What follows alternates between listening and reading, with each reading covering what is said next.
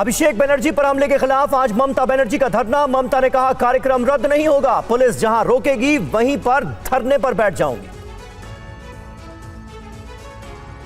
ममता बनर्जी को कोलकाता पुलिस ने धरने की इजाजत नहीं दी है। पुलिस ममता बनर्जी को उनके आवास के बाहर ही रोक सकती है। बंगाल के चुनावी नतीजों के बाद यह ममता बनर्जी का पहला प्रदर्शन होगा। इसे लेकर सुरक्षा के कड़े इंतजाम किए गए। सीआईडी ने टीएमसी विधायकों के फर्जी हस्ताक्षर मामले की जांच तेज की। फर्जी दस्तखत मामले में अभिषेक बनर्जी को सीआईडी ने दूसरा नोटिस दिया है। 8 जून को सीआईडी ने तलब किया अभिषेक पर विधानसभा अध्यक्ष को लिखे एक पत्र में टीएमसी विधायकों के फर्जी हस्ताक्षर करने का आरोप है।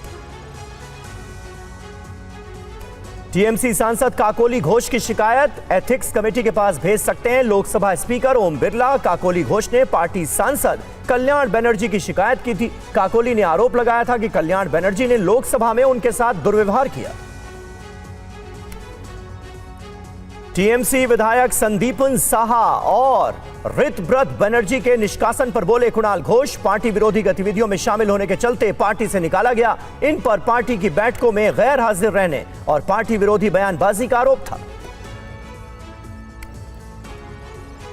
बिजली की दरें बढ़ाने के फैसले को लेकर यूपी पावर कॉर्पोरेशन को बड़ा झटका लगा है। नियामक आयोग ने बिजली दरों में 10% बढ़ोतरी के फैसले को गलत ठहराया है। नियामक आयोग ने यूपीपीसीएल से 7 दिन में जवाब तलब किया है।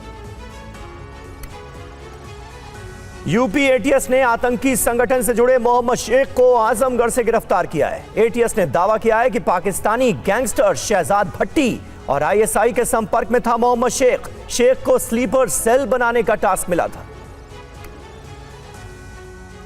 यूपी के कानपुर में मंत्री प्रतिभा शुक्ला और उनके पति और पूर्व सांसद अनिल शुक्ला धरने पर बैठ गए। भीमराव अंबेडकर की प्रतिमा के आसपास फैली गंदगी को लेकर डीएम ऑफिस के बाहर धरना दिया। यूपी के मुरादाबाद में रईसजादों ने तेज रफ्तार गाड़ी से सड़क पर जमकर उत्पात मचाया। थार चला रहे मंचलों ने एक युवती को टक्कर मार दी। हादसे में लड़की गंभीर रूप से घायल हो गई। रविवार की घटना सीसीटीवी कैमरे में रिकॉर्ड हुई। मथुरा में इंजीनियर को साध्वी से यौन शोषण के आरोप में गिरफ्तार किया गया है। गिरफ्तार अभियुक्त ऑनलाइन प्रवचन और भजन कीर्तन के लिए ऊंची पैकेज पर काम करने वाली साधु युवतियों को अपने जाल में फंसाता था।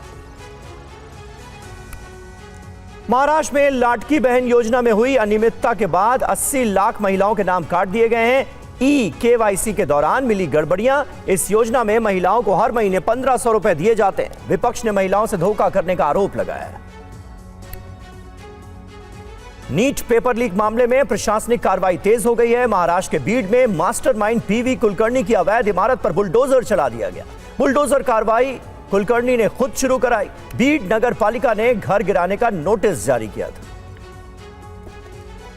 महाराष्ट्र विधान परिषद के चुनाव में महायुति में सीटों का बंटवारा हो गया है। 17 सीटों के लिए महायुति के दलों में सहमति बन गई है, लेकिन इस सीट के बंटवारे को लेकर शिवसेना और एनसीपी में स्थानीय स्तर पर नाराजगी है। मुंबई सहित पूरे महाराष्ट्र के स्कूल बसों की फीस बढ़ सकती है। महाराष्ट्र सरकार और स्कूल बस एसोसिएशन के बीच अब तक कोई वार्ता न होने से अभिभावकों पर ज्यादा किराया देने का दबाव बढ़ा है। डीजल और सीएनजी की कीमतें बढ़ने से बस ऑपरेटर फीस बढ़ाने के लिए कह रहे हैं। फिल्म अभिनेत्री रवीना टंडन की मां के 25 लाख की ज्वेलरी चोरी मामले में घर की नौकरानी को गिरफ्तार किया गया है। जुहू पुलिस ने 47 साल की राशि छाबड़िया को ज्वेलरी और महंगी घड़ियां चुराने के आरोप में गिरफ्तार कर लिया है। नीट पेपर लीक मामले के 3 अभियुक्तों को राउज एवेन्यू कोर्ट ने 15 दिन तक न्यायिक हिरासत में भेज दिया है। सीबीआई कस्टडी खत्म होने के बाद इन्हें कोर्ट में पेश किया गया था। सीबीआई अब तक इस मामले में कुल 13 अभियुक्तों को गिरफ्तार कर चुकी है। दिल्ली के उस्मानपुर में 2 पक्षों के बीच फायरिंग। पैर में गोली लगने से 12 साल का छात्र घायल हुआ। ट्यूशन पढ़कर घर लौट रहा था छात्र। स्थानीय लोगों ने बच्चे को अस्पताल पहुंचाया। सीसीटीवी की मदद से पुलिस अभियुक्तों की तलाश में जुटी। दिल्ली के अमर कॉलोनी में फायरिंग में घायल हुए 17 साल के नाबालिग की मौत हो गई है। वो पिछले 7 दिनों से एम्स के ट्रॉमा सेंटर में भर्ती था। महिला मित्र के साथ छेड़खानी का विरोध करने पर गोली मार दी गई थी। पुलिस ने एक और अभियुक्त को गिरफ्तार किया है। पूर्वी दिल्ली के शकरपुर में सड़क हादसे के बाद लोगों ने हंगामा कर दिया। लोगों ने थाने के अंदर घुसकर विरोध किया। एक पक्ष ने पुलिस पर शिकायत दर्ज नहीं करने का दबाव बनाया। पुलिस ने हंगामा करने वाले लोगों के खिलाफ एफआईआर दर्ज की। साकेत बिल्डिंग हादसे के बाद प्रशासन अलर्ट। दक्षिण दिल्ली में अवैध निर्माणों के खिलाफ अभियान शुरू करने की तैयारी में है एमसीडी। अवैध इमारतों के खिलाफ कार्रवाई होगी। साकेत में बिल्डिंग ढहने से 6 लोगों की हुई थी मौत। उत्तराखंड में केदारनाथ धाम के कपाट खुलने के बाद से श्रद्धालुओं का लगा तांता। पिछले 40 दिनों में 10 लाख से ज्यादा श्रद्धालु केदारनाथ धाम के दर्शन कर चुके हैं। केदारनाथ धाम के कपाट 22 अप्रैल को खोले गए थे। उत्तराखंड की 4 धाम यात्रा इस साल नए रिकॉर्ड बना रही है। उत्तराखंड की 4 धाम और हेमकुंड साहिब तीर्थ यात्रा के लिए लगातार रजिस्ट्रेशन हो रहे हैं। अब तक 45,31,000 से ज्यादा श्रद्धालु तीर्थ यात्रा के लिए पंजीकरण करा चुके हैं।